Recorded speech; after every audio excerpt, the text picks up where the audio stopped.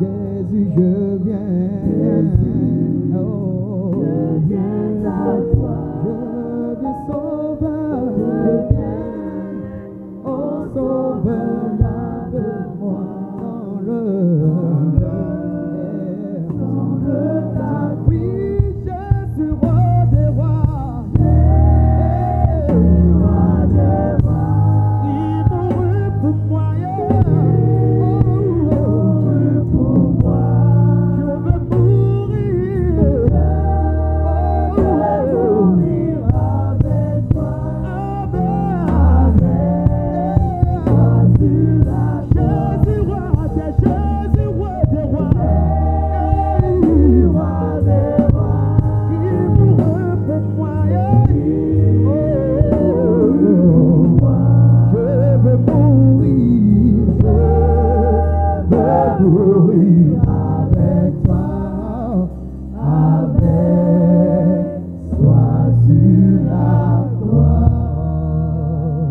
Glorieux nom de Jésus. Amen. Si tu es présent, dis Amen.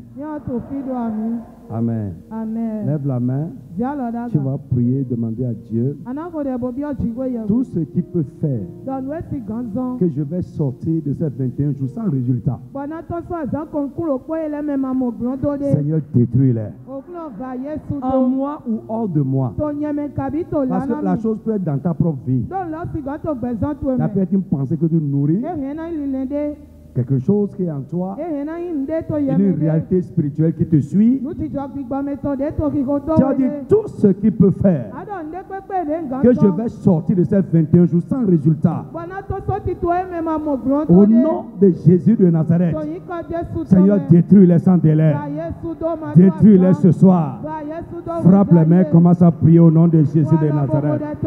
Mon frère, prie sérieusement. Prie sérieusement. Tout ce qu'il peut faire que je vais sortir de ces 21 jours sans résultat. Seigneur, détruis-les sans délai. À moi ou hors de moi. Seigneur, détruis-les, détruis-les, détruis-les, détruis-les. Mon frère, prie. Prie, prie. Ce serait vraiment une grande perte de sortir de ces 21 jours sans résultat. Prie, insiste, insiste, insiste, insiste. Mon Dieu, mon Père, je prie tout ce qu'il peut faire, ce qui est en moi ou hors de moi, qui peut faire que je vais sortir de ces 21 jours sans résultat. Seigneur, détruis-les. Que le sang de Jésus les détruise. Que le feu de Dieu les consume. Prie, prie, prie, prie, prie, prie. Insiste.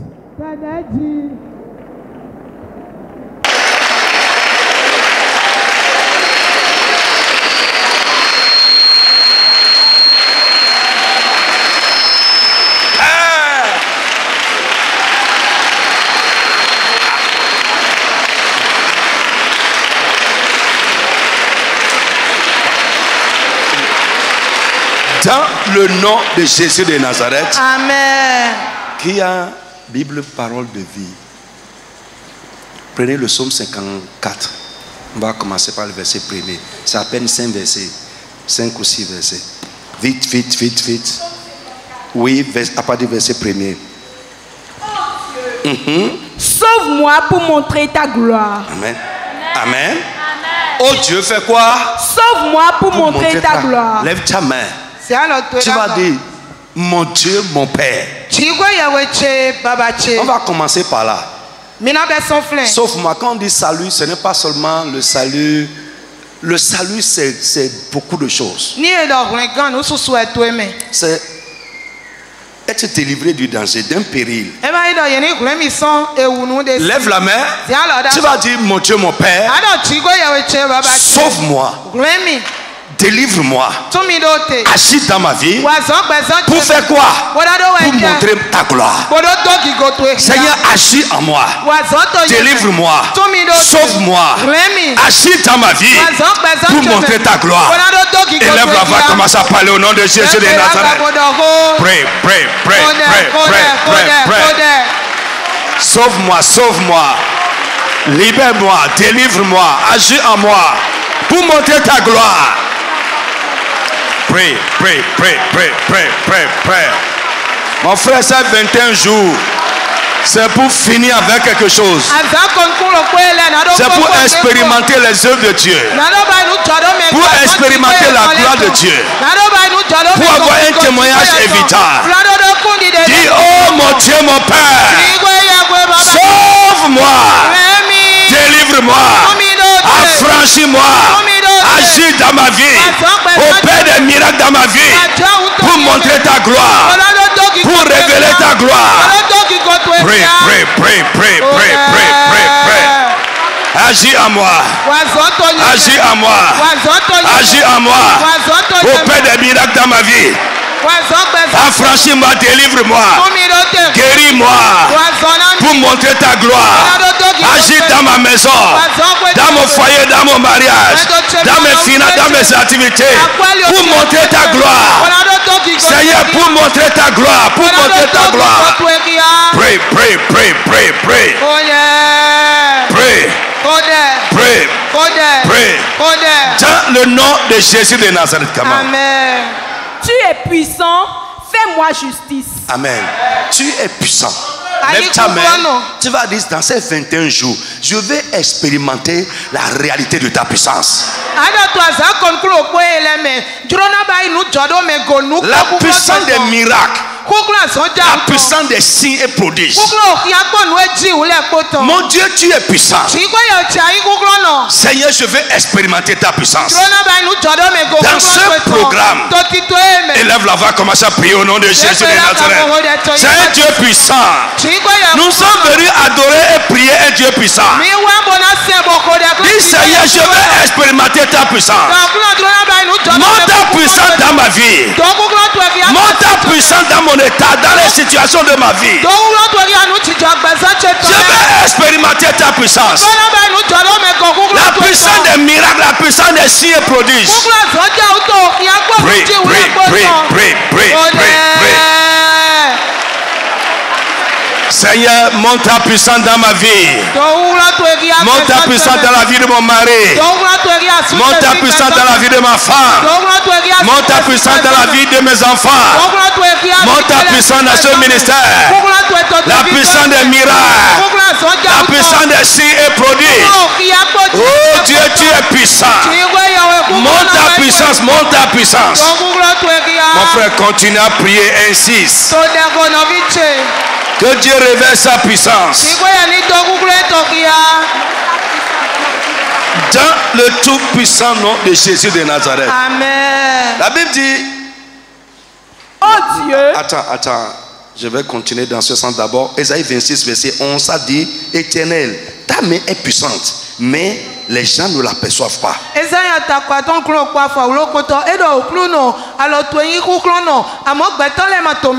Frère, écoute-moi. Tes ennemis doivent connaître la puissance de Dieu. Sinon, ils vont toujours t'attaquer, se jouer de toi. Mais le jour où Dieu va leur révéler sa puissance, ils vont se calmer. Non seulement ils vont se calmer, si quelqu'un parle à côté d'eux, ils vont dire: ne va pas là-bas. Lève ta main. Frère, Pharaon s'est moqué de Moïse premièrement quand Moïse allait le voir. Il dit: ainsi parle l'Éternel, laisse aller mon peuple. Pharaon dit: qui est l'Éternel pour que j'obéisse à sa voix? Mais quand il a vu la puissance du Dieu de Moïse, il lui-même l'a appelé. Il dit: ok, partez, je ne peux pas vous garder. Tu vas dire, avant de finir ce programme, Seigneur, monte ta puissance à mes ennemis. Monte ta puissance à mes adversaires. Monte ta puissance à ceux qui me dérangent. Et là, on va commencer à prier au nom de Jésus de Nazareth. Mon frère, prie. Ta main est puissante. Mais les gens ne l'aperçoivent pas. Ils ne réalisent pas comment tu es puissant. Pray, pray, pray, pray, pray, pray, pray, pray, pray, pray, pray.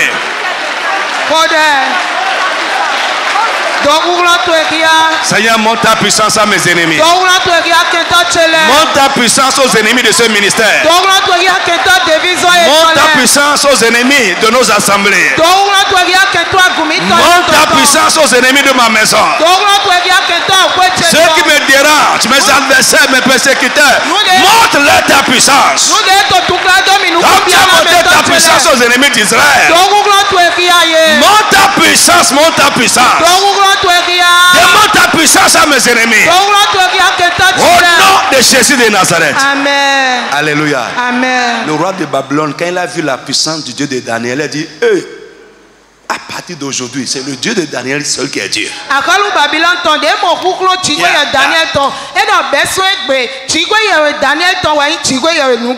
Pour finir cette phase, tu vas lever la main. Seigneur, ce que les gens vont voir s'étonner. Ce qui va étonner les gens. Fais-le dans ma vie. Fais-le pour moi. Dans ces 21 jours. Ce que les gens vont voir. Et au-delà même de l'étonnement. C'est-à-dire, ils vont même douter. Frère, vous savez qu'il y a des miracles qui font douter. Ils vont pas dire ça là. Type là, il est rentré dans quelque chose. Tu vas dire ce que les gens vont voir s'étonner. Seigneur, fais-le dans ma vie dans ces 21 jours. Fais-le dans ma maison. Dans les situations de ma vie. Dans mon état. Dans tous les domaines de ma vie. Mon Dieu, mon Père. Seigneur, fais-le. Tu es le Dieu qui est tard. Élève la voix, commence à prier au nom de Jésus. Mon frère, prie pour des résultats. S'il te plaît, prie. Pour qu'en sortant de ce programme, tu sortes avec un témoignage. Tu vas dire, mon Dieu, mon Père, ce que les gens vont voir s'étonner. Seigneur, fais-le dans ma vie. Seigneur, fais-le dans ma vie. Au nom de Jésus de Nazareth. Amen. Lève ta main. Tu vas dire, fais l'incroyable. Ce qui est humainement incroyable. Seigneur, fais-le dans ma vie dans ces 21 jours. Yes. La reine de Séba, quand elle est venue voir Salomon, en partant, elle dit, je ne crois pas ce que mes yeux voient. Ce que j'ai entendu quand je suis venu te rencontrer. Il dit c'est incroyable. Lève la main. Ce qui est humainement incroyable. Seigneur, fais-le dans ma vie. Dans la vie de mon mari.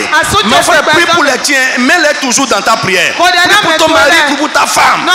Ces 21 jours, ce qui est insoluble va être résolu. Élève la voix, commence à prier au nom de Jésus de Nazareth. Prie. Prie. Seigneur, fais pour moi. Fais dans ma vie. Dans ma maison, dans mon ministère. Dans la CIE, dans nos assemblées. Dans la vie des frères, dans la vie des sœurs. Ce qui est incroyable. Humainement incroyable. Seigneur, fais-le. Prie. Rien n'est étonnant de sa part. Rien n'est impossible à notre Dieu. Crie à Dieu, il est capable. Il est incroyable, ce qui est humainement incroyable. Ce qui est humainement incroyable. Fais-le dans ma vie. Fais-le dans la vie de ma femme. Fais-le dans la vie de mes enfants. Fais-le dans la vie des frères, dans la vie des sœurs. Fais-le dans ton peuple, oh Dieu. In Jesus' name we pray. Quelqu'un qui est vivant n'a qu'à dire Amen fort. Alléluia. Pour 10 minutes, nous allons faire une révision. La révision est pédagogique. Sous nos applaudissements, nous allons accueillir le pasteur Crésus Sagoran. Vite. Sous nos applaudissements pendant 10 minutes. Amen.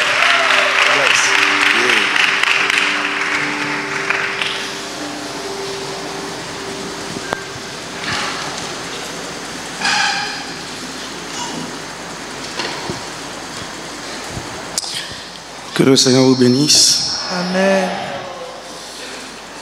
Nous allons faire une révision de 10 minutes de ce que nous avons vu depuis dimanche jusqu'à hier. Je rappelle que le thème sur lequel nous travaillons est intitulé « Levons-nous et bâtissons ».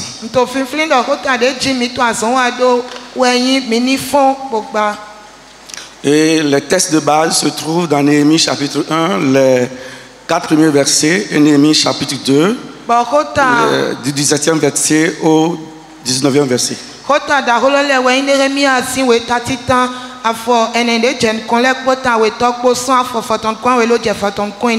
En introduisant ce thème,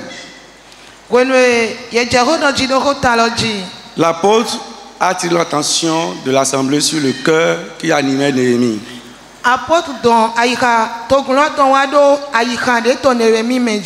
Néhémie ne vivait pas directement les ruines de Jérusalem.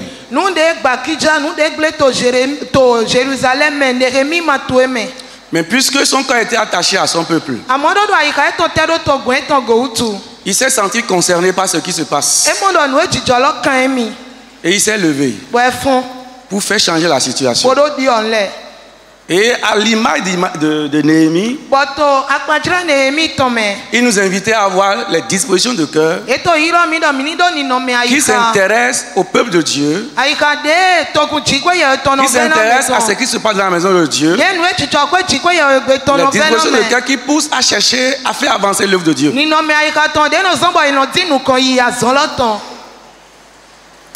Et toujours dans l'introduction, il nous a dit que lorsque nous parlons de bâtir, dans notre contexte à nous, cela nous appelle à deux types d'actions.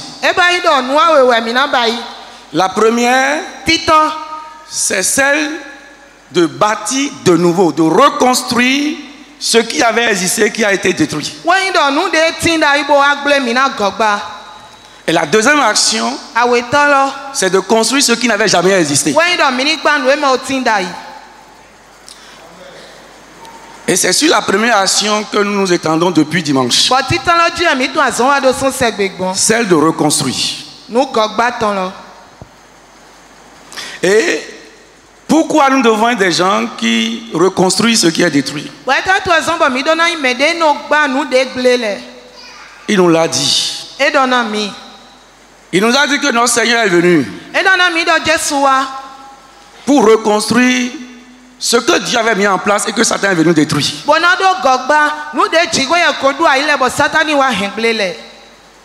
Et si nous sommes ses disciples, nous devons être aussi animés de l'esprit de reconstruction des choses.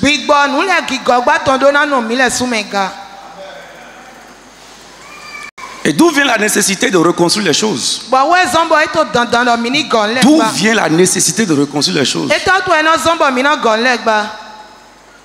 Il nous l'a aussi dit. Il nous a dit que la nécessité de reconstruire les choses est venue du fait que Satan, après sa défaite dans le ciel, et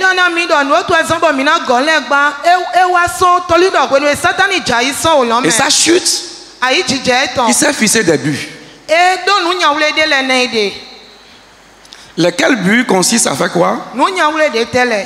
À détruire, à ruiner ce que Dieu a fait de nous. Nous prendre ce que Dieu nous a donné, contrecarrer ou pervertir les plans et les desseins de Dieu sur la terre et dans la vie des hommes.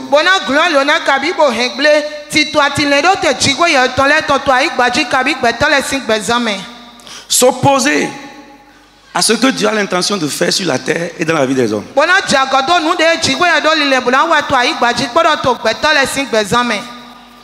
S'attaquer aux intérêts de Dieu sur la terre et s'attaquer à ceux qui aiment Dieu. Et pour y parvenir,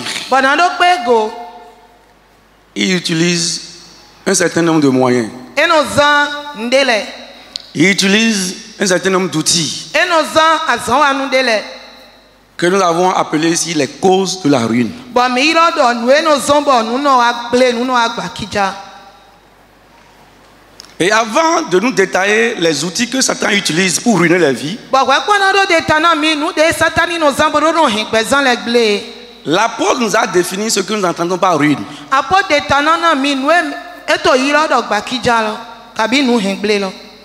Et il disait que la ruine, c'est un dommage ou une dégradation subie ou causée à quelqu'un.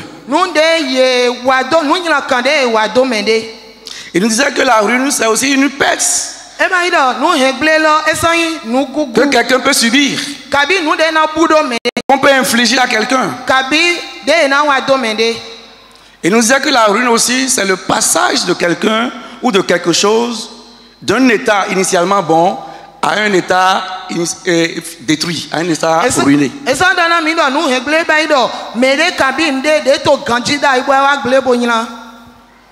Et toujours dans ces mots introductifs, avant de nous détailler les outils, il nous a aussi dit quelque chose de très important concernant les sentinelles que Dieu a établies sur son peuple.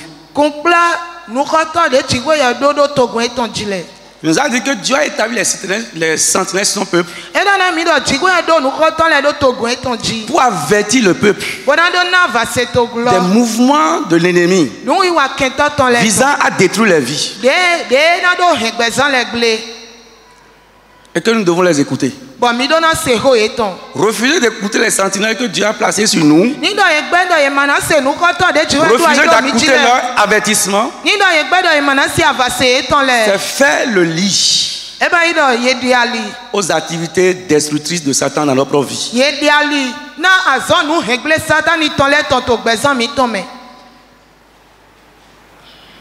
C'est Moïse point fait. Il a abordé ce que nous appelons les causes de la ruine.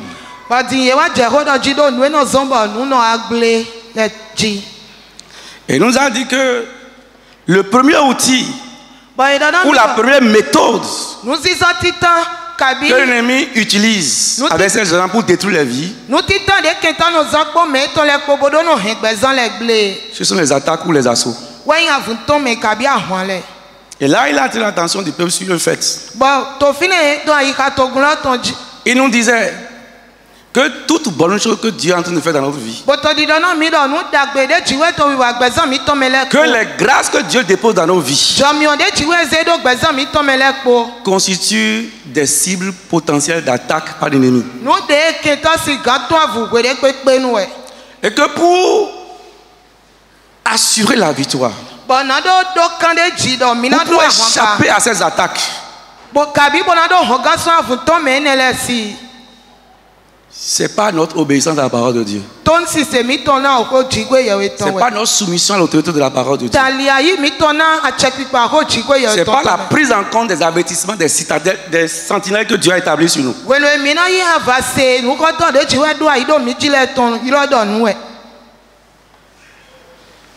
Il a abordé également une autre méthode que nous avons, qu'il a intitulé les œuvres de l'ennemi.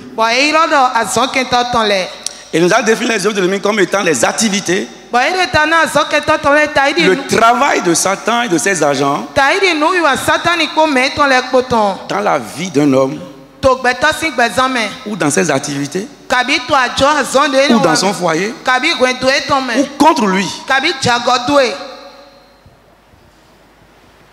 Satan peut travailler dans nos vies et par son travail et ruiner ce que Dieu a déposé en nous. Ruiner le beau foyer que tu as. Ruiner l'avenir de tes enfants. Après les œuvres, il nous a parlé aussi de la voie des pécheurs comme outil que Satan utilise Et il nous a défini de nous en live ce qu'on entend par la voix des pécheurs.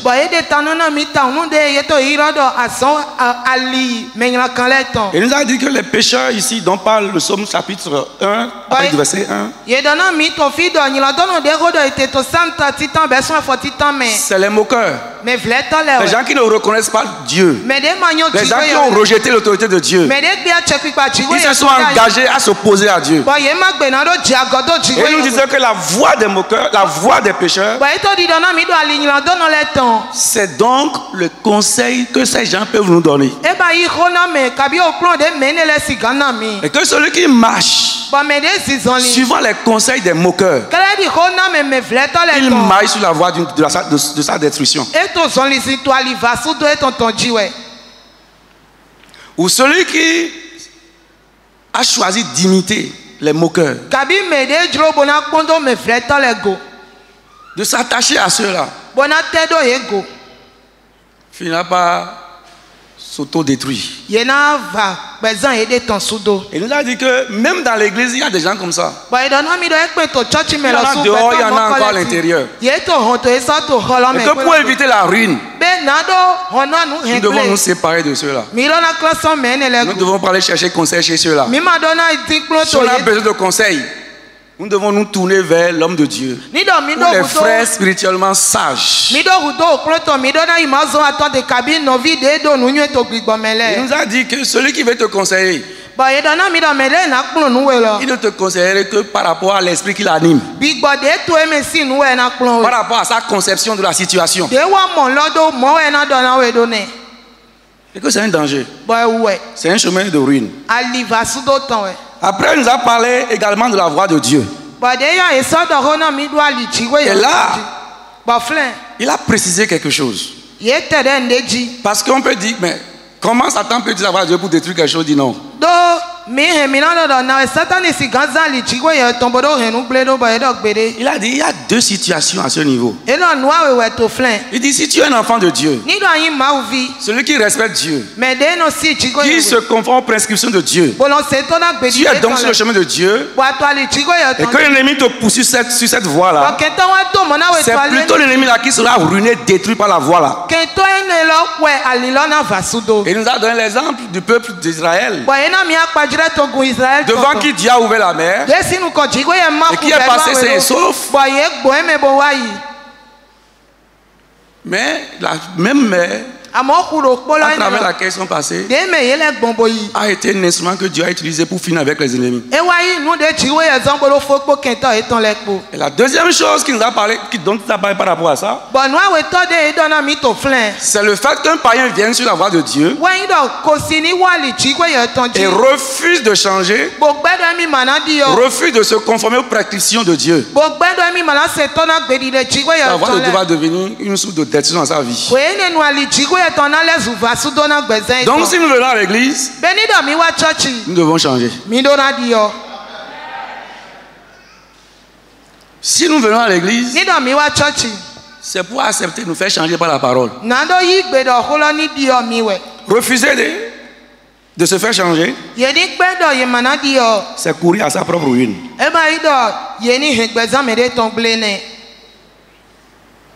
Après cela, nous avons parlé également de la bouche des insensés, où il expliquait que aujourd'hui, l'arme la plus puissante que l'ennemi utilise pour détruire l'œuvre de Dieu et l'église,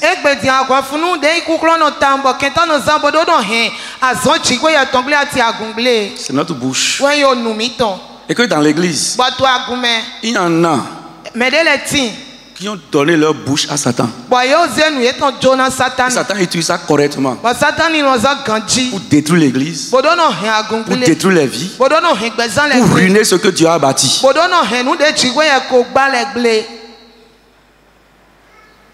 Et que nous ne devons pas être de ce lot-là. Parce que celui qui détruit ce que Dieu a fait, ou qui se laisse utiliser pour détruire ce que Dieu a fait, va être détruit lui aussi.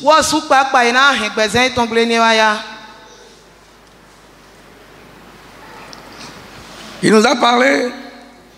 Ok, merci.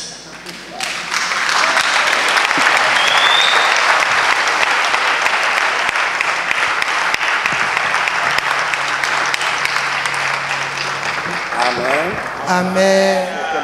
Gloire à Jésus. Alléluia.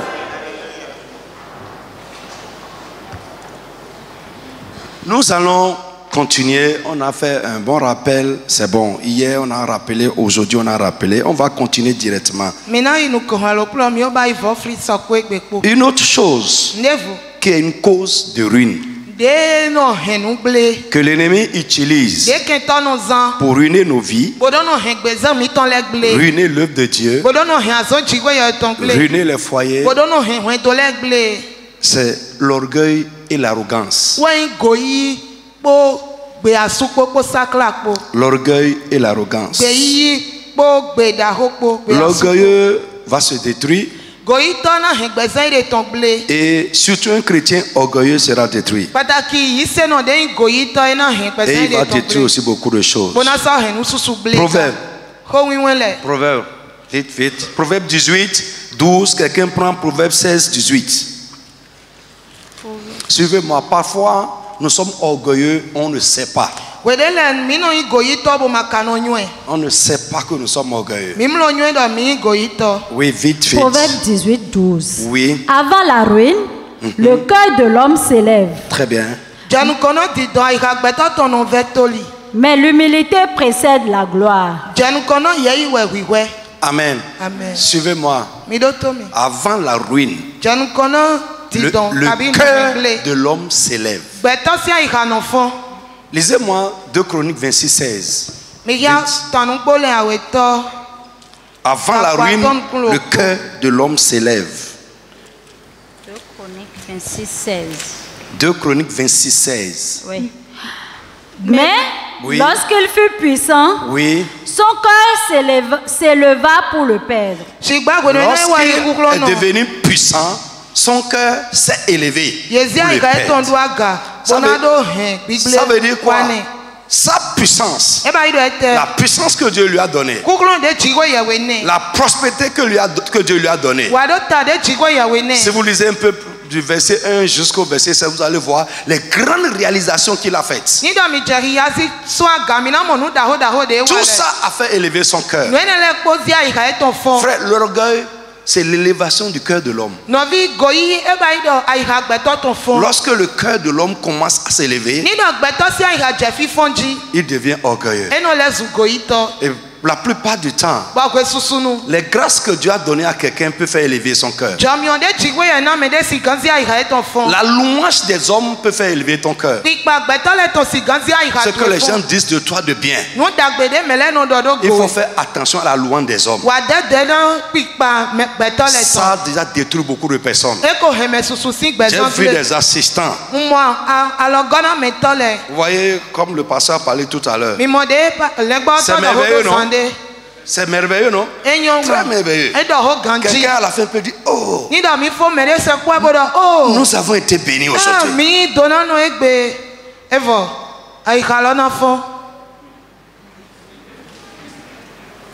Oh, c'est merveilleux. Quand tu parles, on est béni. Les grâces que Dieu a déposées dans ta vie, les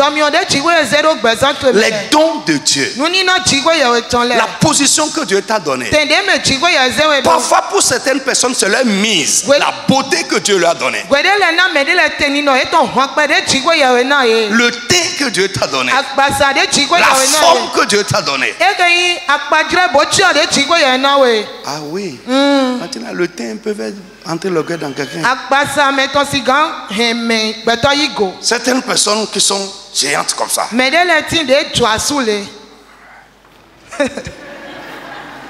Non. Alléluia. Amen. De la même manière, tu vas voir certaines personnes qui sont géantes. Ils marchent comme ça. Mais leur cœur est bas. Mais c'est leur extérieur qui est ça. L'orgueil, c'est une disposition intérieure. Pour d'autres personnes, c'est leur origine qui est pour eux une source d'orgueil.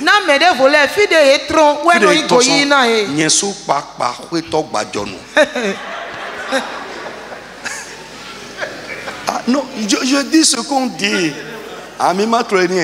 Donc ça fait rentrer l'orgueil dans la vie de certaines personnes. de mele toson. Eno hengoyi wa mede le sing bezame. Frère, tout ça là, l'apôtre Paul a dit dans Philippiens. Philippiens 3. Apôtre Paul dans Philippiens. Il dit ce qui était pour moi une source d'orgueil, de fierté. Pour que Christ puisse avoir pleinement la place dans ma vie, je me suis dépouillé de tout ça. Frère, plus tu te dépouilles de ce qui peut amener l'orgueil, ce qui peut te rendre humainement fier, Christ va régner dans ton cœur.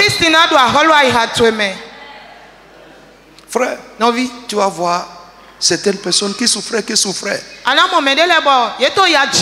Mais le jour où tu trouves une petite place dans un service, il va vouloir qu'on couche par terre et qu'il marche dessus. Alléluia. Amen. Est-ce que quelqu'un m'entend? On dit, avant la ruine, le cœur de l'homme s'élève. Bien aimé, l'orgueil nous déchoit de la grâce de Dieu. Ça nous prive, très bien. Ça nous déchoit de la grâce de Dieu. L'orgueil nous prive de la grâce de Dieu. Et la Bible dit, veillez à ce que nul ne soit privé, nul ne soit déchu, sorti de la grâce de Dieu.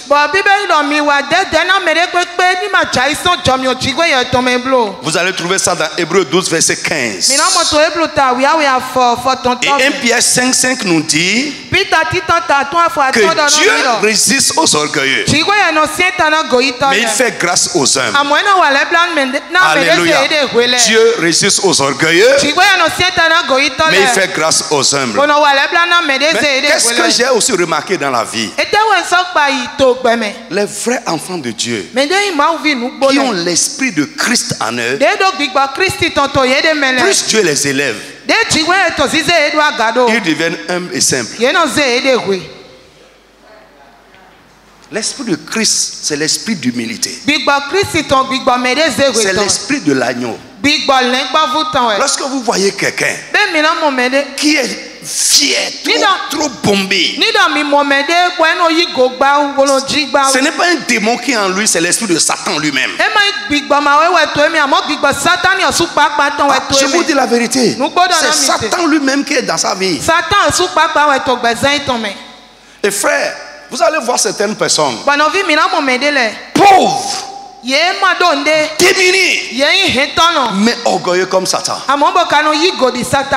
Orgueilleux comme Satan.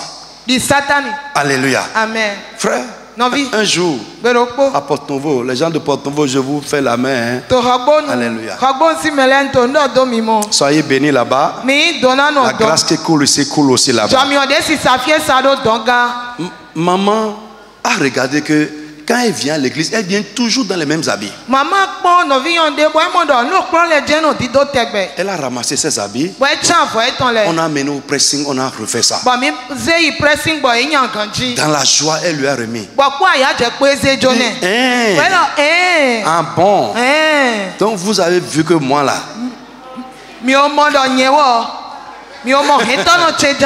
Ah bon? Frère, on n'a pas besoin d'être élevé. Est-ce que celui-là, qu'est-ce qu'il travaille dans sa vie? C'est l'orgueil.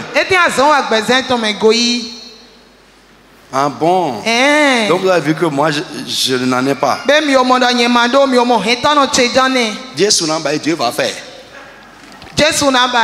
C'est elle qui dit comme ça, Dieu va faire. Aucun Dieu ne fera avec cet esprit-là. Tu vas mourir dans la pauvreté et la misère. Écoutez, moi là, est-ce que vous savez que ce n'est pas habit neuf, hein? Habit que les frères ont porté. Moi j'ai porté ça. Vous savez ça, non? Oui. Ce n'est pas neuf. C'est qu'un frère a déjà porté. Et le jour où le frère a vu ça sur mon corps, il était heureux jusqu'à mourir.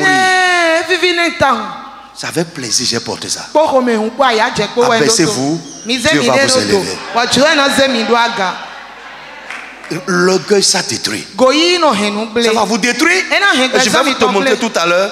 Ça va compliquer ta relation avec les gens. L'orgueil complique notre relation avec Dieu et avec les hommes. La plupart des gens orgueilleux sont des gens difficiles à vivre. Très difficiles à vivre. Et c'est un problème pour l'église aujourd'hui. Tu ne peux pas mettre deux frères ensemble pour travailler sur le même sujet. Ils ne vont pas s'entendre. Qu'est-ce qui fait ça? C'est l'orgueil. Parce que quelqu'un qui est orgueilleux, c'est difficile pour lui de se défaire de son avis pour accepter l'avis de l'autre et travailler avec.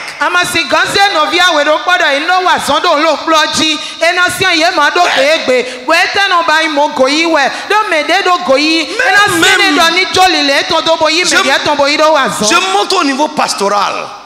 Laissons les frères. Montons au niveau pastoral. Prends deux pasteurs. Prends un pour mettre comme pasteur résident et prends un autre pasteur pour mettre assistant. Tu vas voir qu'ils vont vouloir partager l'église en clan. Ils vont partager l'église en clan. Personne ne veut se soumettre à l'autre. C'est un danger. Et ça freine le travail de Dieu.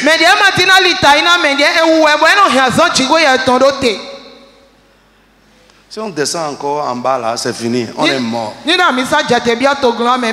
Si en gros, au niveau pastoral, nous sommes incapables de nous soumettre les uns aux autres, de travailler pour une même cause. C'est un danger. Et c'est l'orgueil qui fait ça. L'orgueil complique la relation fraternelle.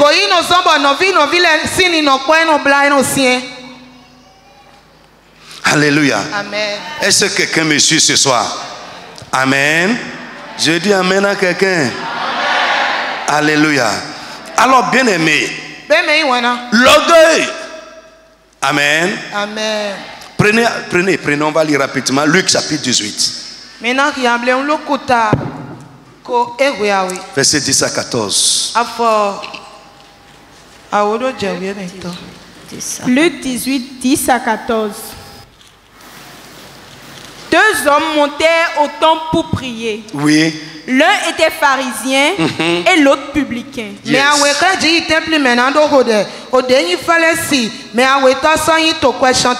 Donc, quand on dit pharisien, c'est les religieux experts de la Bible. Les religieux. Les propres justes. Les gens qui se voient propres, qui se voient saints, etc. Le pharisien debout priait et le ainsi publicain, c'est quelqu'un qui a une vie dépravée, quelqu'un qui est le type de pécheur.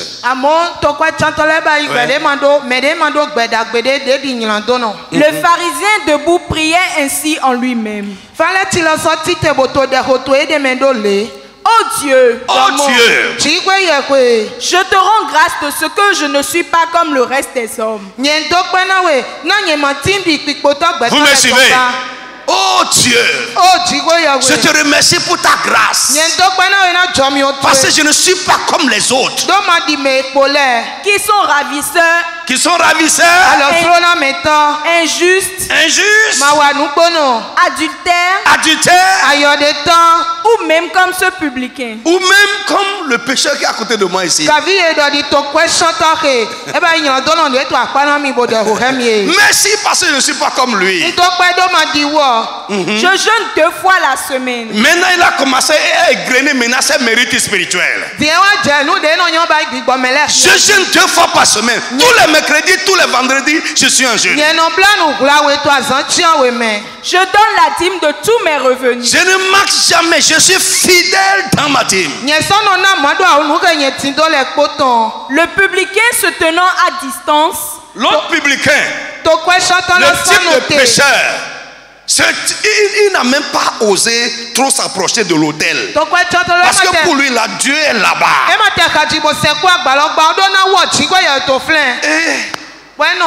Il commence à frapper la poitrine, oui. N'osait pas même lever les yeux au ciel. Il n'a pas osé lever ses mains vers le ciel.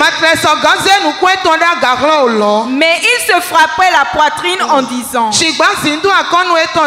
Oh Dieu, sois apaisé envers moi, qui suis un pécheur. Je vous le dis, c'est Jésus qui parle. Celui-ci descendit dans sa maison justifié. Le pécheur, vous voyez, écoute-moi. La repentance amène Dieu à changer d'avis envers vous. Le jour où ton cœur va descendre, tu vas reconnaître tes péchés, implorer la miséricorde de Dieu et faire demi-tour pour désormais suivre la parole de Dieu. Quel que soit le degré de ta dégradation, le temps de la réparation a commencé avec toi. Quel que soit le péché que tu as commis, frère, Dieu ne résiste pas à la repentance, mais il résiste à l'orgueil. La repentance brise, je ne vais pas dire brise, ça fait fléchir Dieu. Il dit: oh, aie pitié de moi, sois apaisé envers moi. La Bible dit, il rentra chez lui ce jour-là justifié. Ça veut dire que justifié, c'est quoi? Ça veut dire que ce jour-là, Dieu a commencé à le voir comme un homme juste. Le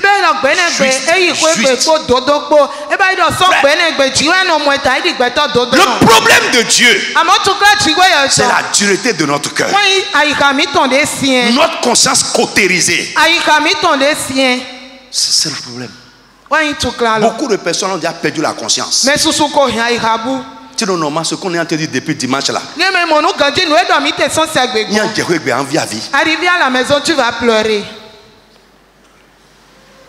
Mais notre conscience est dure. Je suis en train de prier le Saint-Esprit, parce que c'est lui qui peut le faire.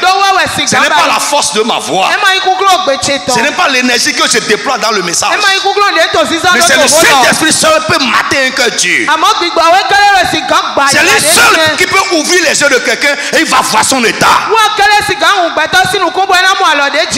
Frère, l'orgueil nous ferme les yeux. C'est ce que je veux dire dans ce passage. L'orgueil ferme les yeux à quelqu'un sur son vrai état. Ça nous empêche de nous voir comme Dieu nous voit.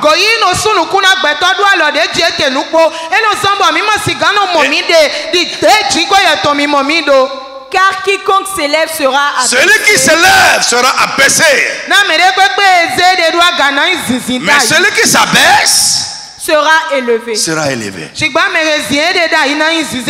Frère, abaisse-toi. Abaissons-nous. Humilions-nous sous la main de Dieu. Et il nous élèvera en son temps.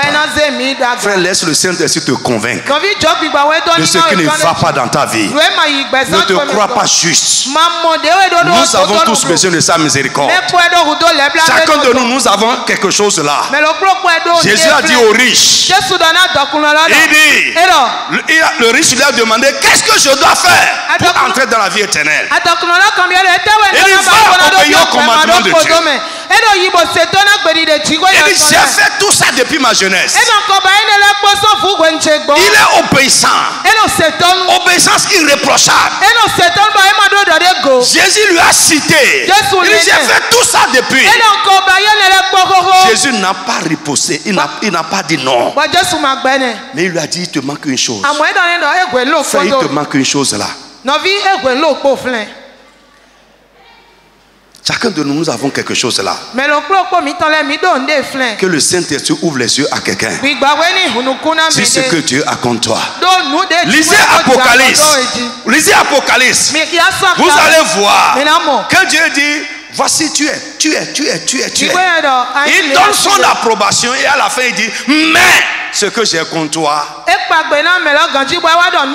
prie que pendant ces 21 jours, ce que Dieu te reproche, ce qui ne va pas dans tes relations avec Dieu, dans tes rapports avec Dieu et même avec les hommes, que le Saint-Esprit te mette le doigt dedans, que le Saint-Esprit t'ouvre les yeux afin que tu voir ça clairement. L'orgueil nous ferme les yeux.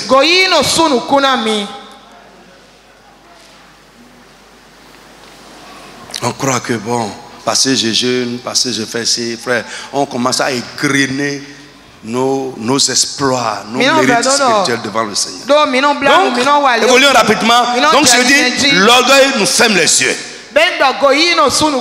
Autre chose, un homme orgueilleux ou une personne orgueilleuse n'est pas enseignable. Il ne se laisse pas enseigner. C'est un subjectif. Il est trop centré sur lui.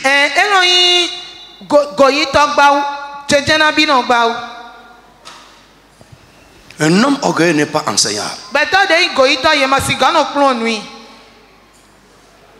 Mais si vous n'êtes pas enseignable, c'est un danger. Si tu es si grand qu'on ne peut pas t'enseigner, frère, tu ne peux plus aller à l'église parce que nous allons à l'église pour faire quoi? Alléluia. Amen. Je dis alléluia à quelqu'un. Amen. Je vais te montrer pourquoi on va à l'église. Ésaïe chapitre 2. Amen. Amen. Amen. Amen. Verset 3. Des peuples s'y rendront en foule. Des peuples s'y rendront en foule ou dans la maison de Dieu. Et diront. Venez et montons à la montagne de l'Éternel. Venez, montons à la montagne de l'Éternel. À la maison du Dieu de Jacob. Montons à la maison du Dieu de Jacob. Afin qu'il nous enseigne ses voies. Afin qu'il nous enseigne ses voies. Frère, on va à l'église pour t'enseigner, point. Afin qu'il nous enseigne ses voies. Allons dans la maison de Dieu. Pour qu'il nous enseigne ses voies. Quelqu'un a dit la voix de Dieu. Frère, si tu viens à l'église, tu ne veux pas t'enseigner. Ou bien on t'enseigne, tu prends ce que tu veux dedans. Et c'est danger.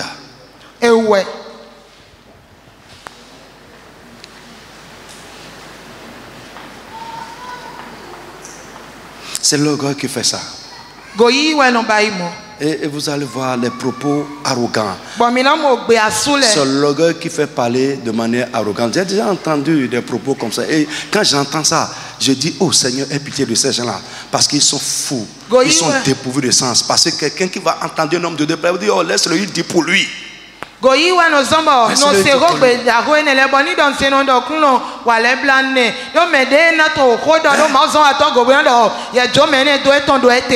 la Bible dit, Job chapitre 15 verset 4, vous êtes en train d'enlever la crainte de Dieu du cœur des gens. Quelqu'un qui a entendu et son cœur a été touché et il frotte avec un insensé qui dit, oh laisse ça. Donc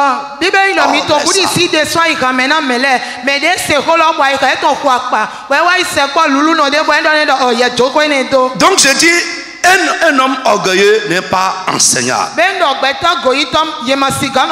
Je l'ai dit tout à l'heure, je reprends. L'orgueil complique notre relation avec Dieu. Parce que la Bible dit Dieu résiste à l'homme orgueilleux. 1 Pierre 5:5. L'orgueil complique notre relation avec Dieu. Et il complique notre relation avec les hommes. Autre chose, l'orgueil est une entrave à notre élévation. L'orgueil est une entrave à notre élévation. Regardez quelqu'un que Dieu a commencé à élever. S'il ne fait pas attention à son cœur et à son esprit, et il laisse son cœur s'élever, vous allez voir que sa chute a commencé. Sa chute a commencé. Lisez-moi Proverbe chapitre 16 verset 18.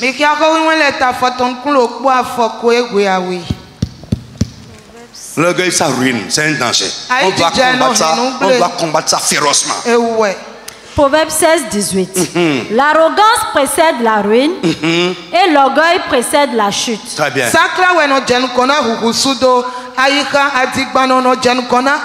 Et ce qui nous rend arrogants, c'est l'orgueil.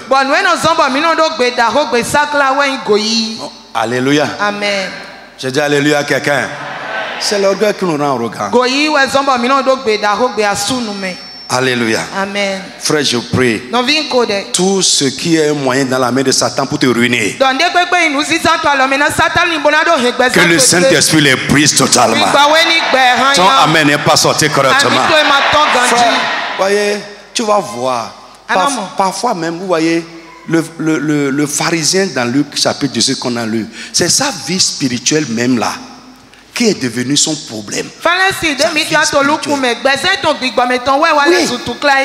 C'est sa vie spirituelle. Tu vas voir à des moments donnés. J'ai vu ça dans ma propre expérience. Je vous dis la vérité. À des moments donnés, frère, quand je rentre, en ce moment, je n'étais même pas encore pasteur. Mais quand je rentre parmi les frères, je me vois au-dessus d'eux. Je vous dis la vérité. Pourquoi? À cause des choses que l'Esprit de Dieu faisait en moi.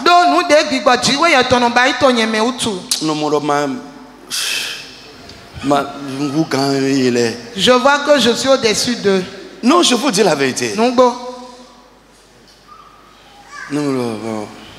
Frère, mais Dieu a mis son doigt dans quelque chose. Il a appuyé comme ça jusqu'à j'ai cédé.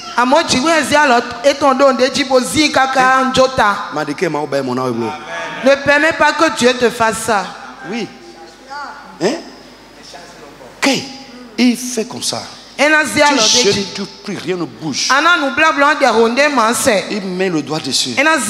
Jusqu'à ce que tu sois fracassé et tu vois que ta sainteté là n'est rien. C'est la grâce de Dieu qui est en train de faire le reste. Je te dis la vérité. J'ai connu ça. Je me voyais supérieur. Je peux arriver devant quelqu'un comme ça. Je sors du jeûne, frère. Semaine prochaine, préparez-vous. Hey, préparez-vous seulement.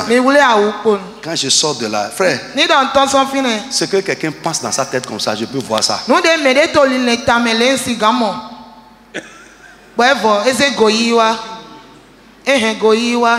Vous êtes quoi? Je te dis, il y a le mot. Dieu là est vrai chez moi. Il a mis sa main. Ou bien lui-même prend quelque chose. Regardez l'apôtre Paul. Dieu l'a mené en haut. Au ciel. Il a vu des choses que les yeux de l'homme ne voient pas. Avant qu'il ne descende par terre, Jésus a mis les chars. Quand il est descendu par terre comme ça, quand son pied a touché la terre,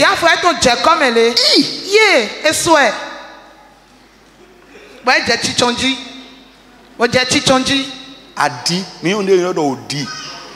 Mais je ne sais pas comment je vais appeler Echad. Vous savez, il y a des types d'abcès lézardés façon qui restent dans les pieds et c'est comme de l'épine. Il a jeûné, prié. Il a chassé les démons au nom de Jésus. L'esprit de Echad sort. Rien n'est parti. Et finalement, Jésus lui a dit, man, c'est à cause de l'excellence de ce que je fais dans ta vie que j'ai mis ça, afin que l'orgueil ne rentre pas. Parce que quand l'orgueil va rentrer, ça va compliquer ma relation avec toi.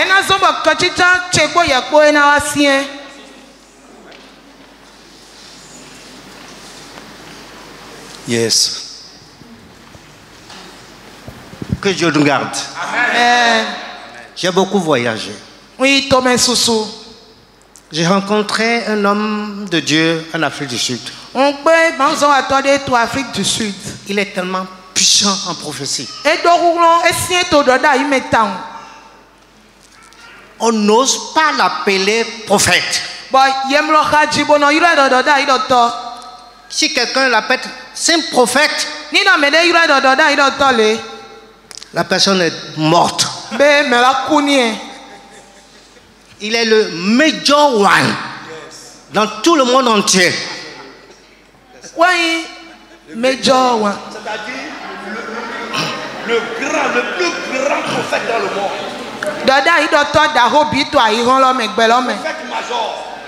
Il est puissamment riche. Il détient dans son pays, je ne vais pas citer le nom, des ressources minières en abondance.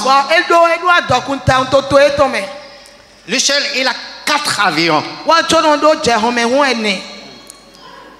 Mais quand il dit des prophéties, il fait trembler. Il fait trembler. Mais aujourd'hui, il est tombé très bas. Le gouvernement sud-africain l'a poursuivi en prison. 2 fois de suite. La deuxième fois, il est allé en prison même. Vous savez qu'il a escaladé les murs de la prison pour fuir. Le méchant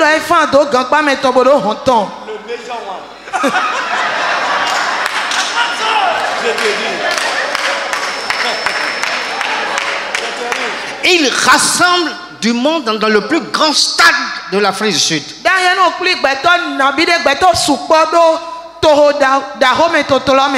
Que Dieu nous garde. Il a fui pour retourner dans son pays. Il a humilié le corps de Christ. C'est dommage. Amen. Mets ta main comme ça. Yes. Tu vas dire, Seigneur, préserve mon cœur de l'orgueil. Quelle que soit l'excellence de tes œuvres dans ma vie, garde mon cœur bas. Élève la voix et parle au nom de Jésus. L'orgueil précède la ruine. C'est une arme que Satan utilise pour ruiner les vies. Seigneur, préserve mon cœur, préserve mon cœur de toute forme d'orgueil, d'élévation de soi, au nom puissant de Jésus de Nazareth. Amen. Quelqu'un est avec moi? Amen. L'orgueil nous perd. Ça nous perd. C'est comme ce que le pasteur est en train de dire. Je connais ce que le pasteur dit, que Dieu nous engage. Amen. C'est mieux de ne pas être élevé que d'être élevé et après disparaître. Donc l'orgueil nous perd. Vous allez voir ça dans 2 Chroniques 26, verset 16. Alléluia. Amen. Lisez ça. 26. 2 Chroniques 26, 16. Mais lorsqu'il fut puissant, son cœur s'éleva pour le perdre. Amen. L'orgueil nous perd. L'orgueil nous perd. Autre chose, l'orgueil nous empêche, ou bien l'orgueil empêche les enfants de Dieu de vivre et de travailler ensemble. L'orgueil empêche les enfants de Dieu de vivre et de travailler ensemble. C'est un dommage à l'œuvre de Dieu. Et l'orgueil est une œuvre de la chair. L'orgueil, c'est une œuvre diabolique. L'orgueil est une grande cause de ruine, de chute et d'autodestruction. Que Dieu nous préserve. Quelqu'un a dit Amen. Lève la main, dis Jésus, mets ton esprit en moi. L'esprit d'humilité et de simplicité. Répète avec moi, Seigneur Jésus, mets ton esprit en moi. L'esprit d'humilité, l'esprit de simplicité. Je vais vivre et marcher par ton esprit. Je vais travailler par ton esprit. Je vais te servir par ton esprit. Au nom puissant de Jésus de Nazareth. Amen. Amen. Frère, c'est pourquoi laissez-moi rester comme je suis là. Laissez-moi rester comme ça. Et quel que soit ce que Dieu va faire, je serai toujours au milieu de vous comme ça. Toujours. Toujours.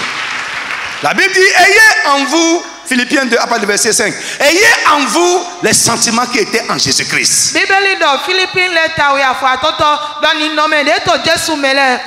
Lequel, existant sous forme de Dieu, n'a pas arraché comme une proie être égal à Dieu. Mais il s'est dépouillé lui-même. Il s'est humilié lui-même en prenant la forme d'un serviteur. En prenant la forme d'un serviteur. Dieu, serviteur. Normalement que Dieu fasse de nous des leaders serviteurs, des responsables serviteurs, des chrétiens serviteurs. Frère, ce n'est pas quand tu vas faire grand comme ça. Les sages, les collaborateurs de Salomon ont dit à Roboam. Ils ont dit à Roboam, le jeune enfant brillant, le jeune roi brillant, qui est devenu roi. Les gens, le peuple est venu le voir. On dit, ton père nous a rendu la vie difficile. Toi, allège-nous la tâche et nous te servirons. Il a dit, allez, dans 3 jours revenez. Il est allé voir les sages qui ont travaillé avec son père. Ils lui ont donné un sage conseil. Ton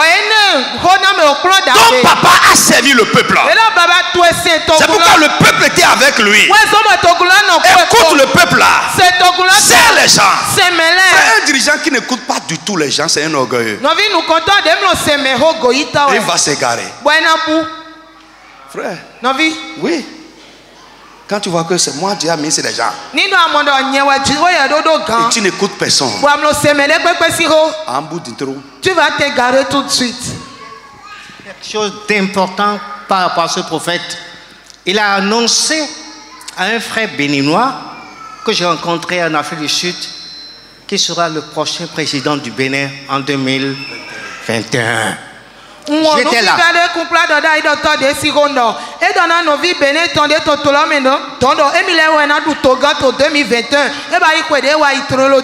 Il a poussé son orgueil à dire devant la télévision que si ce frère n'est pas élu président de la République du Bénin, d'aller dire et de proclamer que lui, Major One, est un faux prophète. Que Dieu nous aide. J'ai vu la vidéo, hein. Et les chrétiens ont commencé à partager ça. Je leur ai dit, même si Dieu veut qu'il soit président là, ce n'est pas en 2021.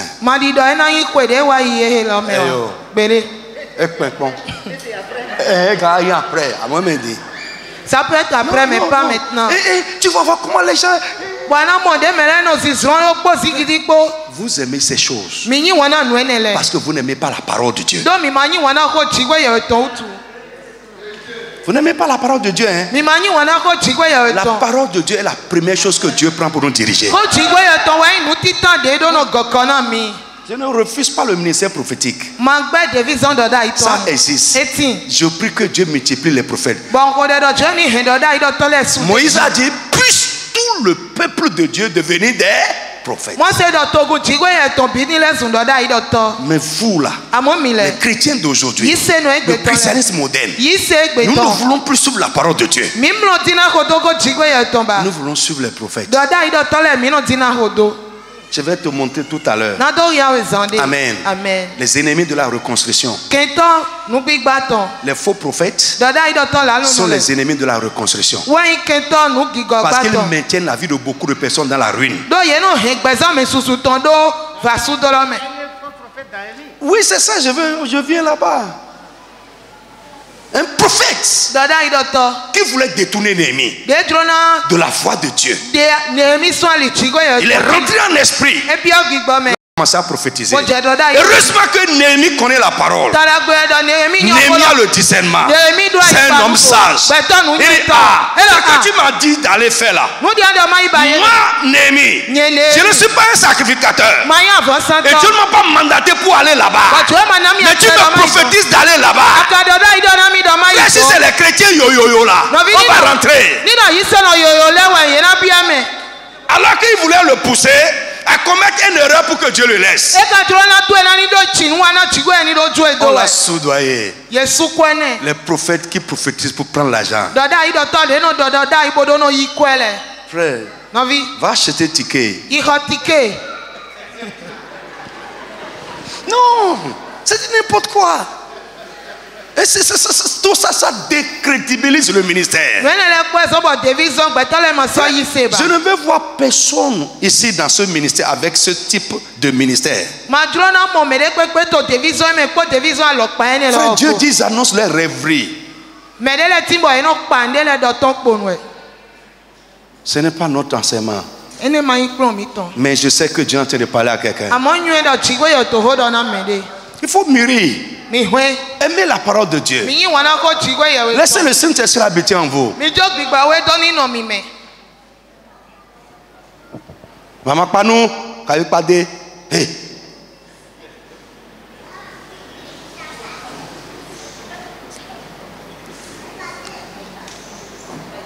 Bon.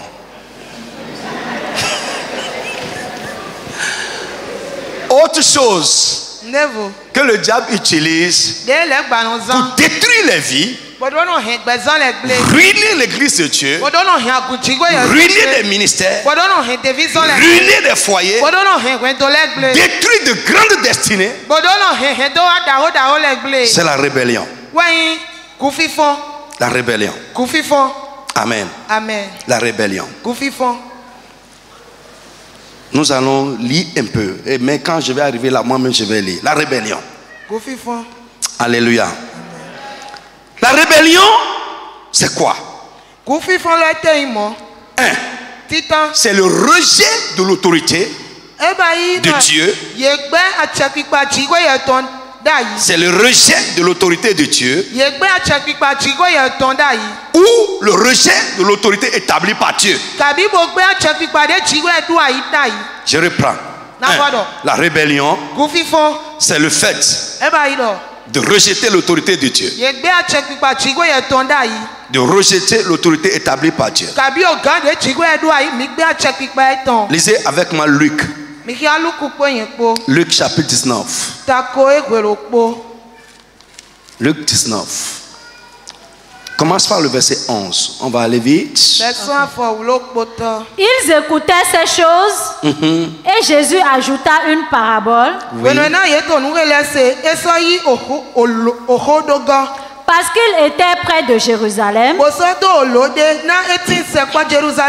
et qu'on croyait qu'à l'instant le royaume de Dieu allait paraître. Il dit donc, un homme de haute naissance s'en alla dans un pays lointain pour se faire investir de l'autorité royale et revenir ensuite. Il appela 10 de ses serviteurs. Il leur donna 10 000 et leur dit, faites-les valoir jusqu'à ce que je revienne.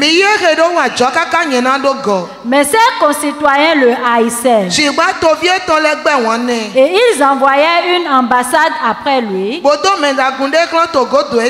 lui dire, nous ne voulons pas que cet homme règne sur nous. Amen. Amen. Amen. Vous me suivez? Olga, je suis. Amen. Nous ne voulons pas que cet homme règne sur nous. L'homme de haute naissance dont il s'agit ici, c'est Jésus lui-même, qui est parti se faire investir de l'autorité royale et revenir pour régner. Verset 27, vas-y, saute, va au verset 27. Au reste, amenez ici mes ennemis, qui n'ont pas voulu que je régnasse sur eux.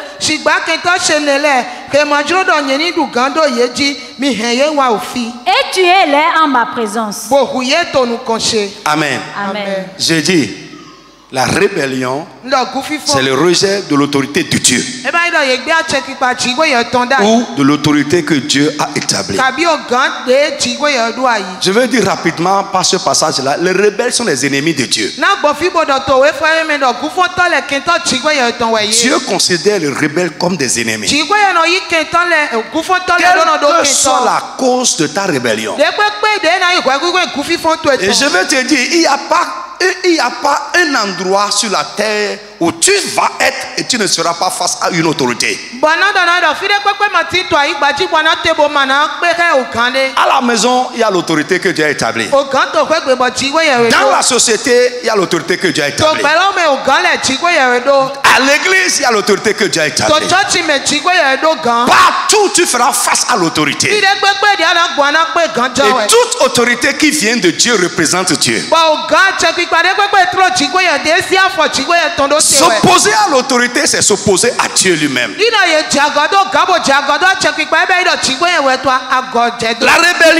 La rébellion, c'est vivre indépendamment de Dieu. C'est être indépendant. Les gens indépendants vivent indépendamment de Dieu. Indépendamment de l'autorité que Dieu a établie. Et ne pas tenir compte de Dieu, de sa parole et de ses commandements dans notre vie de chaque jour.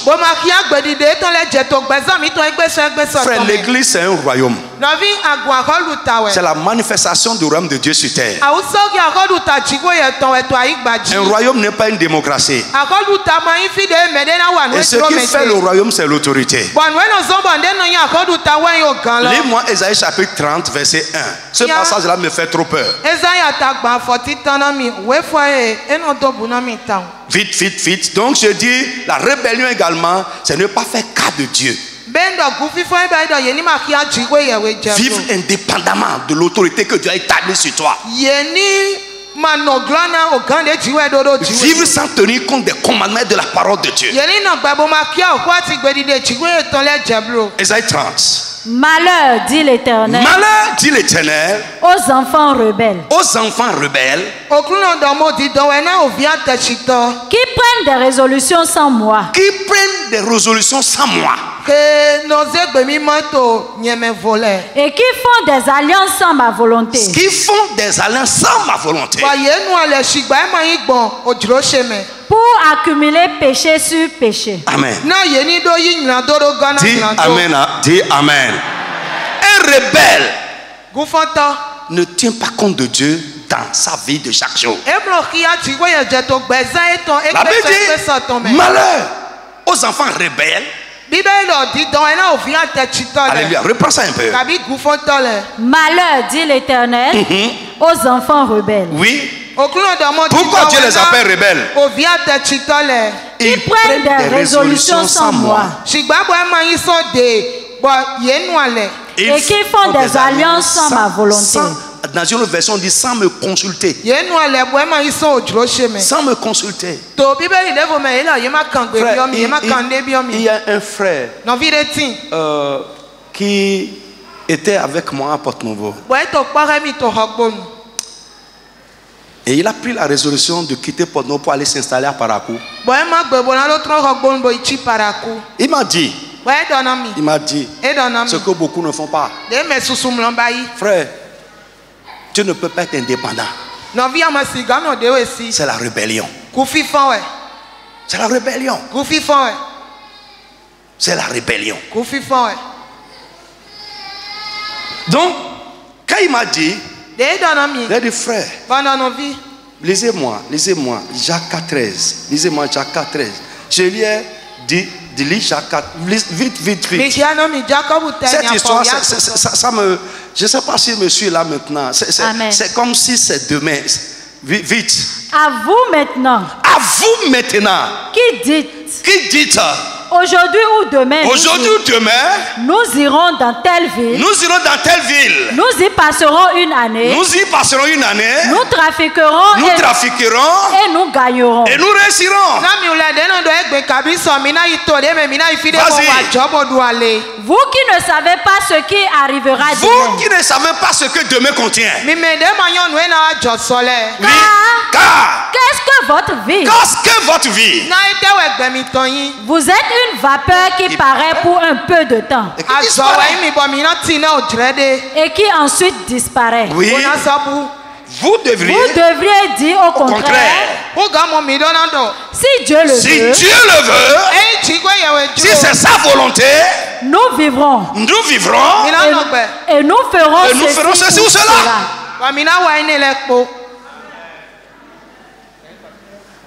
Le frère, non, il n'est pas pasteur, mais c'est un ancien. C'est un ancien. Et je lui ai dit, va lire ça. Et prions. Il est resté là. Et souvent, nous allons prendre conseil auprès des gens qui ne connaissent pas Dieu. Des amis. Et il est revenu me dire, vraiment, je dois partir, je dois partir. Ok. Frère, quand il a mis Pierre Parakou, il a été malade pendant 6 mois. Jusqu'à presque à la mort. Ruiné. Je suis allé à Parakou. Il était encore comme ça. La rébellion, c'est prendre des résolutions sans consulter Dieu. Se mettre dans des choses sans chercher la vie de Dieu. Sur le plan sentimental. Frère, toi qui n'es pas marié, cherche la volonté de Dieu. Malheur aux enfants qui font des alliances sans me consulter. Nous sommes pressés. Nous sommes pressés comme l'homme pressé.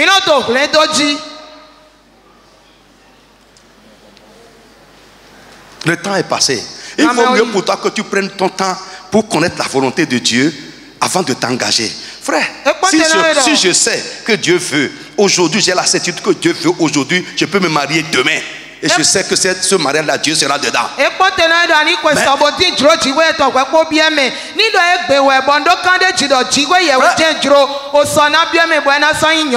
Ce que tu n'as pas consulté Dieu pour entamer, tu ne peux pas prendre Dieu. Tu ne peux pas prendre la prière, le jeûne pour ramener Dieu dedans. Écris. Il vaut mieux le consulter et chercher sa volonté, chercher son conseil avant de mettre ta tête dedans. Alors tu es sûr qu'il sera avec toi dedans. Il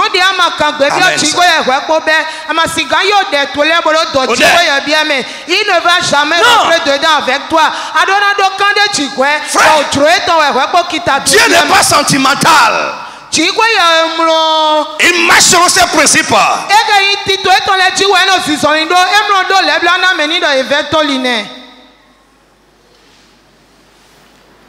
C'est-à-dire, à 21 jours, on est dans 21 jours, non? Tu veux prendre tes 21 jours là pour amener Dieu à avoir sympathie pour toi, non? Alors que il y a des choses, tu aurais dû le consulter. Tu as refusé de le consulter. Tu as fait les choses indépendamment de lui. Et tu veux prendre les 21 jours pour amener Dieu dedans. Eh bien, la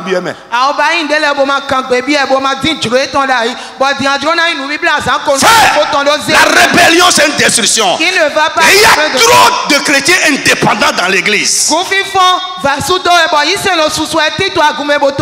appeler un frère pour prendre ses nouvelles. Il va te dire qu'il est à Burkina Faso. Alors qu'il ne t'a jamais dit qu'il va au Burkina Faso. Tu es un indépendant. Quel enfant va sortir de la maison? C'est un rebelle.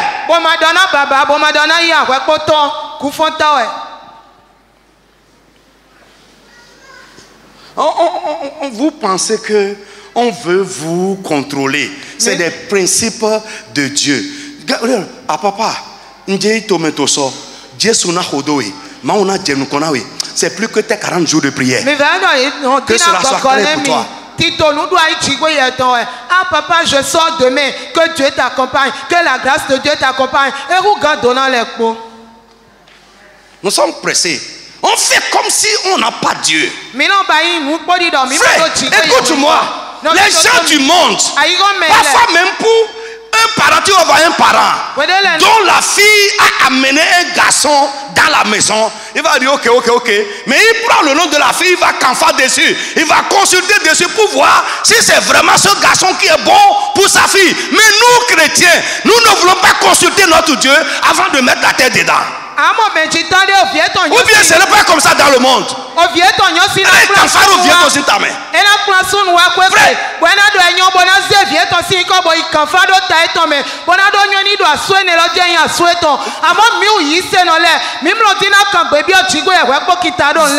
chez les visionnaires. Tu vas voir beaucoup de noms de garçons là-bas. Je te dis, pour que les visionnaires voient ça pour eux.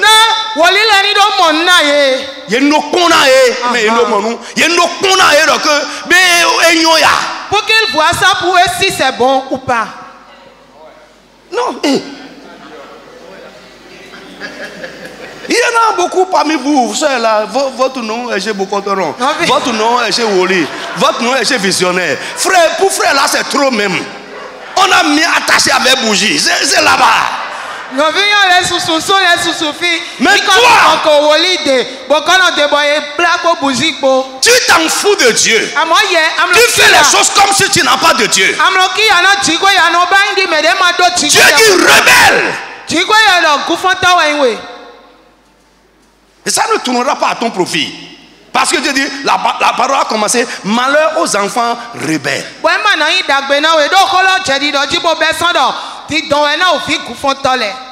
Ou bien, les gens qui te disent, non, ça ne va pas chez papa maintenant. On va préparer ça, ça va être bien d'abord. Préparez ça bien, préparez ça. Non, apprêtez ça bien, préparez correctement. Je suis là. Quand vous allez à la maison, on va manger ensemble. Préparez ça. Non. Mais je vais te dire, un homme qui est à l'église te dit que ça ne va pas chez papa. Attends, tu es un gibier. Il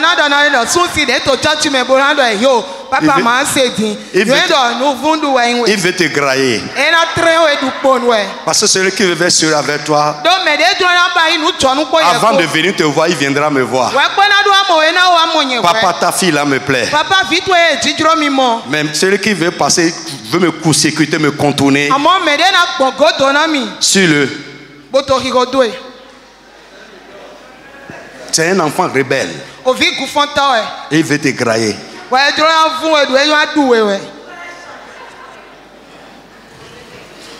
Ah, vous êtes là, non? Vous savez, quand vous dites que quand vous n'allez pas chez papa, ça vient chez papa. Oh.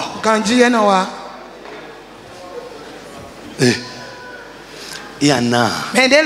Écoutez, une prière que je fais devant Dieu. Je ne veux pas être un péché aux yeux fermés.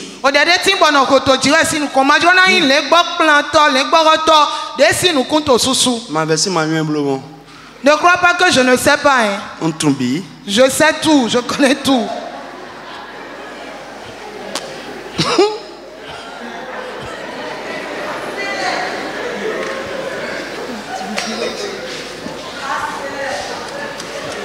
Everything is clear. Alléluia. Tout est clair. Vous êtes là? Pardon. C'est juste pour vous ramener parce que la parole là est un peu forte. C'est juste pour vous ramener. Écoutez-moi. Ne sois pas un enfant de Dieu indépendant. Indépendant de Dieu et indépendant de l'autorité. Tu vas tomber beaucoup.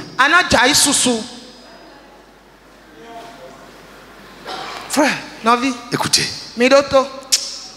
Mais c'est tout, elle a réussi.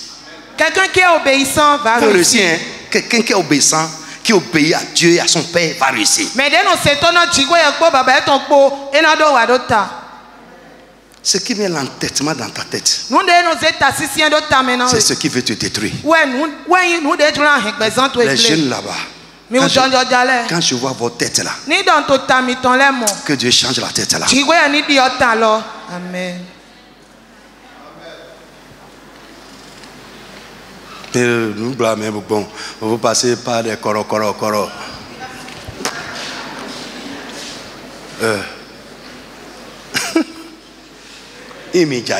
Je dis souvent aux gens, moi je suis là.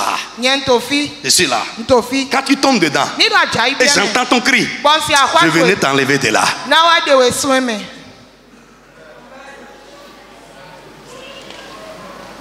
Est-ce que quelqu'un est là? Vous êtes avec moi? Amen.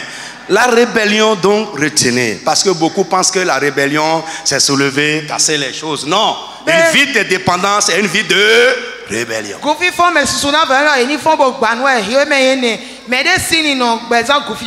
chose, la rébellion, c'est essayer de prendre et d'exercer une autorité illégitime.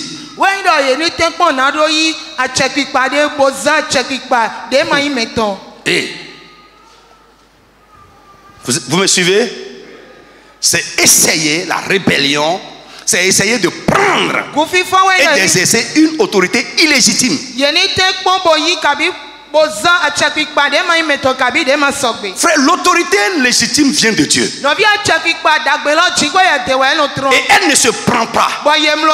On reçoit ça.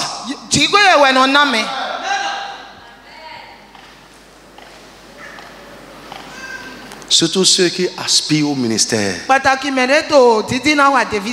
L'autorité légitime vient de Dieu. On n'arrache pas ça. On reçoit. On reçoit l'autorité. Et frère, l'autorité du chrétien dépend de sa soumission à l'autorité. Quiconque n'est pas soumis à l'autorité ne peut pas exercer une autorité. C'est pourquoi les chrétiens sont faibles. Spirituellement, nous ne détenons pas le pouvoir. Parce que nous sommes insoumis à l'autorité. Votre autorité découle de votre soumission à l'autorité qui est au-dessus de vous.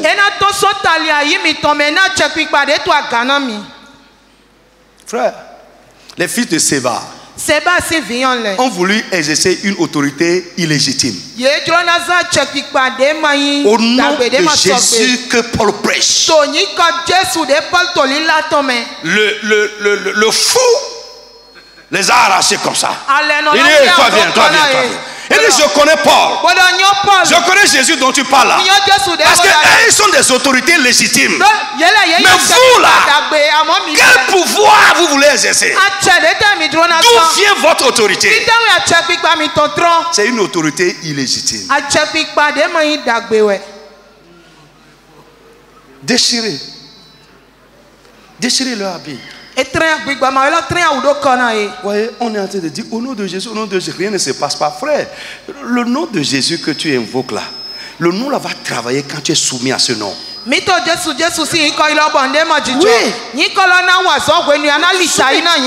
quand tu n'es pas soumis à ce nom, mais comment ça va travailler pour toi?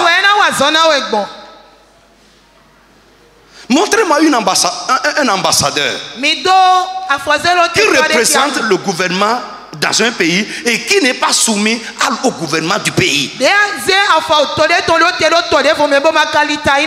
Votre autorité découle de votre soumission à l'autorité. Un rebelle ne peut pas exercer l'autorité. Il y a beaucoup qui sont improvisés. Mais vous allez voir que finalement ils seront détruits. Je te dis parce qu'ils n'ont pas reçu l'autorité, ils ont arraché l'autorité.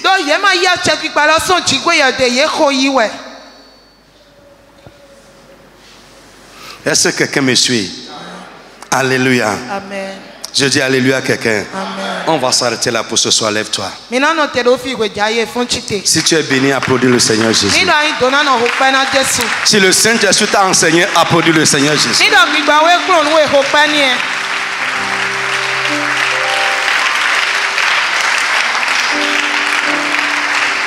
In Jesus' name. Amen. Que le Saint-Esprit t'enseigne. D'abord, je veux t'encourager. Toi qui t'exposes à ces vérités. Persévère. Alléluia. Amen. Même si tu ne pries pas beaucoup et ton cœur est ouvert à ces choses, tu les laisses rentrer dans ta vie, ça va régler le problème de ta vie. Alléluia. Amen. Je te dis la vérité, la parole de Dieu est puissante. Dieu a créé le monde par sa parole. Lorsque tu ouvres ta vie à la parole et rentres, elle va créer des choses dans ta vie. Quelqu'un n'a qu'à dire Amen très fort. À partir d'aujourd'hui, sors du rang des rebelles. Sors de la compagnie des rebelles. Les gens qui s'opposent à Dieu, qui s'opposent à la parole de Dieu. Allez, quitte-les. Ne sois plus un indépendant. Dieu va t'appeler enfant rebelle. Vito Liveto.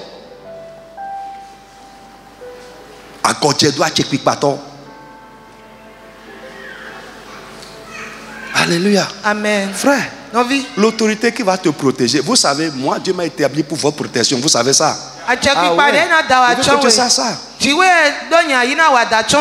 Ah oui. L'autorité que Dieu a établie sur toi est comme une couverture sur ta vie.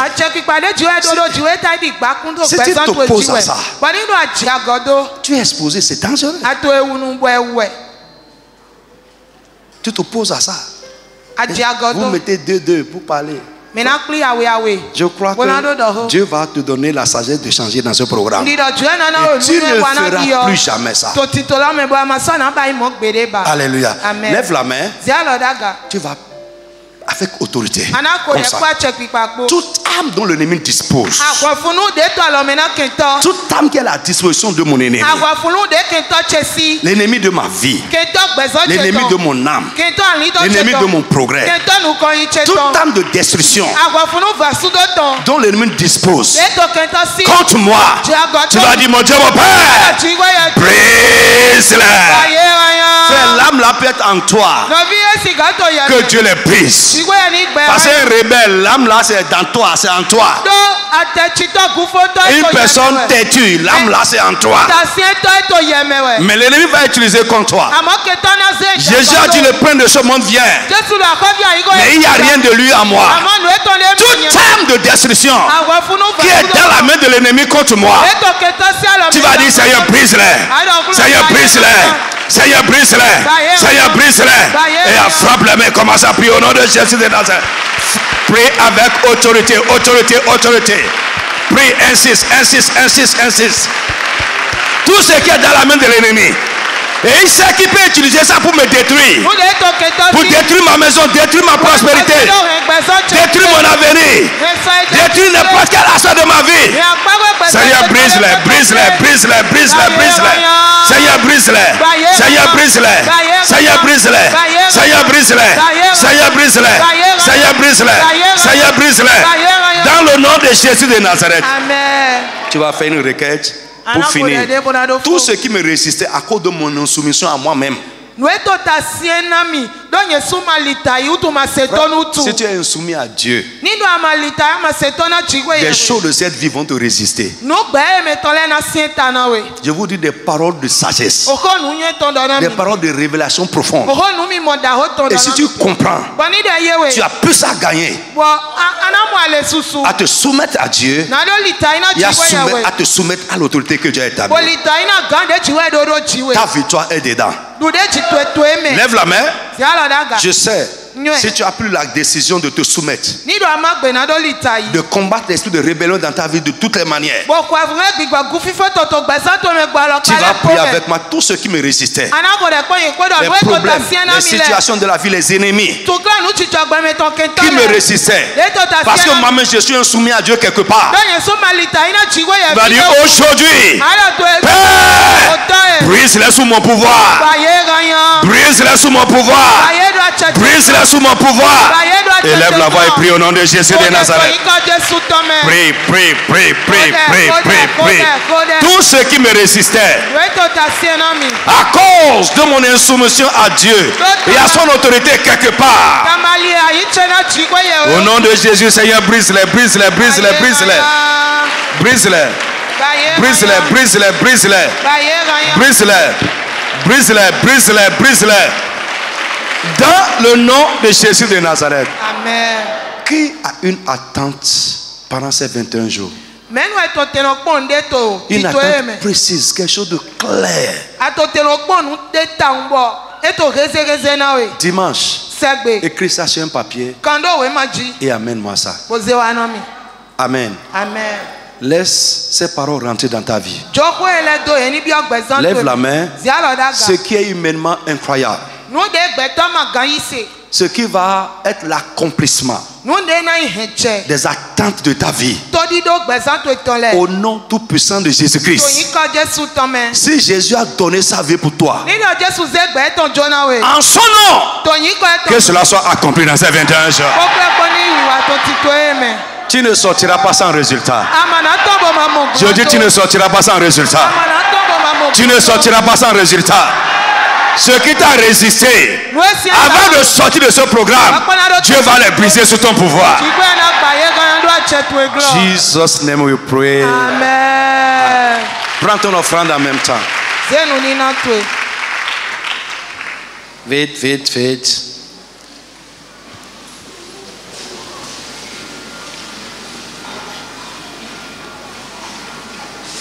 Je veux bien finir le sous-thème, la bâtir, rebâtir avant dimanche. À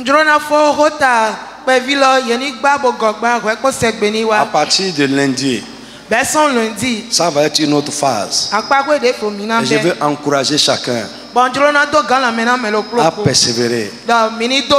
Alléluia. Amen. Plus le sacrifice est grand, plus le gain est grand. Reste là-bas, encourage les frères. Le diable peut essayer de démotiver quelqu'un. Encourageons-nous les uns les autres. La Bible dit qu'il se fortifiait dans cette bonne résolution.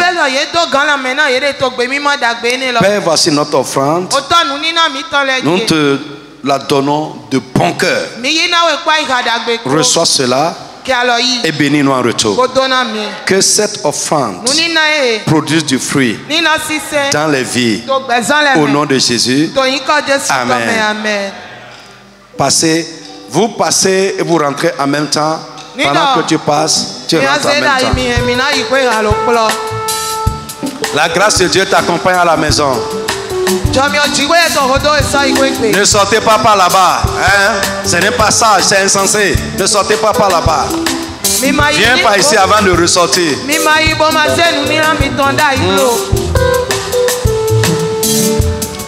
Que la paix de Dieu t'accompagne. Que l'esprit de sagesse t'habite. Et que Dieu accomplisse les vœux et les désirs de ton cœur. Ton attente dans ce programme ne sera pas vaine. Au nom de Jésus de Nazareth. Amen.